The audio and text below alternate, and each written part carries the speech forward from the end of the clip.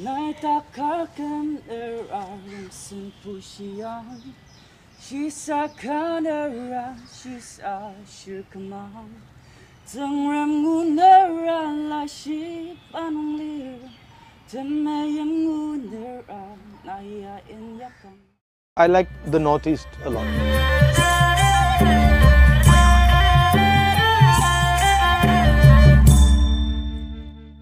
I think one of the central issues is that when I went to school, I never read Naga culture. I don't know what it is. You know the only thing I read about Naga culture when I was in school? Headhunters. That's the only thing I read, right? But that's not true because there's a Naga culture, there's a Naga history, there's a Naga tradition. But Nagas know it, nobody else in India knows it. That's a huge problem. So some of you planning to come to Delhi for the higher studies here? Or do you have some fear to coming Delhi or Mumbai or other big city of India? I do have a fear of racism. Like, just yesterday and day before yesterday, we visited like the India Gate and the Red Fort, and people like were looking at us, pointing at us like Chinese, Korean, Nepali. So how did you answer them? Should we put our Aadhaar card in our foreheads and to tell that we are also Indians? There's a little bit of racism against people from the Northeast and stuff. That exists. But that's ignorance. Foolish people. So don't worry about it. And I think Northeast should be much more central in India's thinking and vision than it currently is. In your speech in the parliament, which was yesterday, you have stated, if I'm not mistaken, neither the UPI alliance nor the NDA alliance have, have increased production in our country. So can we expect from the India alliance, if it comes to power, can India alliance assure the youth of our country, like to increase production in our country and also to solve unemployment crisis in our country? If you want to seriously start creating employment in the country, you have to transform the economic system of the country. I'll give you an example. You must have read recently that Bangladesh is doing better than India in textiles. Yeah. Have you heard this? Yeah. What do you think is one of the biggest reasons why India is failing in textiles? Textiles is huge jobs, simple and large numbers of jobs. But India is losing space. Why do you think it's losing space? If you see this shirt, it's made of cotton and it has something else. Polyester? Polyester. So in India, Reliance ensures that there is a import duty on polyester so that nobody other than Reliance can sell polyester in India. So Reliance is essentially strangling the textile market in India by saying, if you want to make clothes, the only polyester you can use is polyester that Reliance makes, right? And this has cost India, this simple one duty has cost India 1 crore jobs. The same thing Adani is doing in our airports. The same thing Adani is going to do with electric cars. So we have these large businesses, mainly Adani, Ambani, these 5-7 big businesses who are not interested in production. So if you want to have production in India, you got to carve a space out. And you got to say, actually, we are not going to allow Reliance to destroy the textile industry. We are not going to allow Adani to destroy the travel industry, right? So that's really the reason why we're not getting jobs. Big opportunity is coming, right? Because we're changing the way we move. You see that car there? Uska bonnet kholo zara. When you have an accident, this is what kills you, right? And the reason it kills you is that this thing, when it gets hit by something, has massive energy going backwards.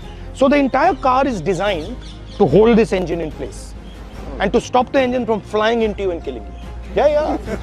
I mean, why is this? They're teaching you all these fancy things, they're not teaching the most basic thing.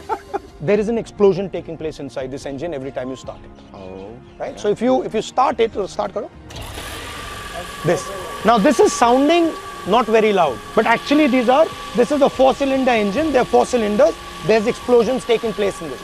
Bar like that. This needs to be 300 kilos to control the explosion. Okay? Now, how does this run? The fuel. Fuel tank. Yeah. So here, there is another thing in the back. Yeah, which is also an explosive, right? Because if you don't separate that from the guys in the car and you have an impact, then they're going to either die with this or they're going to die with that. So the entire car is designed to make sure that these two things don't kill the passengers. Now, what happens when you have an electric motor? This centralized power suddenly becomes decentralized, right? Now you have one motor here, one motor there, One motor there and one motor there. When you have an accident, what happens? Nothing happens. Nothing happens. So what you've done is you've decentralized the engine. And because you've decentralized the engine, you've completely reshaped the car. And you don't need metals. The amount of metal that will be used will drop completely.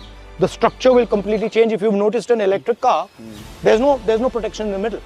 The battery itself becomes the protection. What is actually happening is decentralization of power, right? That's exactly what a robot is. A robot is this divided into thousands. One motor here, 5 motors here, 5 motors here. And what is going to be the structure around where that is going to take place? It's going to be the battery, it's going to be the motor. And later when you have autonomous cars and autonomous drones and autonomous everything, what else do you need?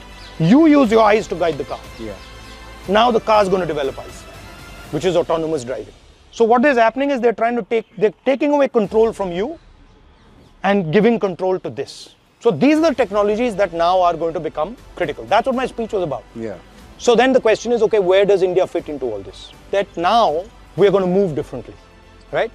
So the politics is going to become that, right? So when you're imagining politics, you're saying, okay, so what would it look like if power was suddenly decentralized? What would policy look like? What would violence look like? What would war look like? Everything going to change. See, this is what I meant yesterday in my speech. This is what I meant yesterday in my speech, that we have to start taking this understanding to universities and colleges. Yeah. What happens? What is the first thing that happens when a paradigm shift takes place? Politically, what happens? Everybody will disagree, I think. No, the first thing that happens is superpowers die, right? So the British superpowers power was built on steam. The moment we went to petrol, their entire architecture is built on steam and coal, and suddenly the new architecture is petrol, they die. Today, the United States, the West, and India's architecture is all built on petrol. We're in trouble. We have to quickly now start moving aggressively to that. 1, 2, 1, 2.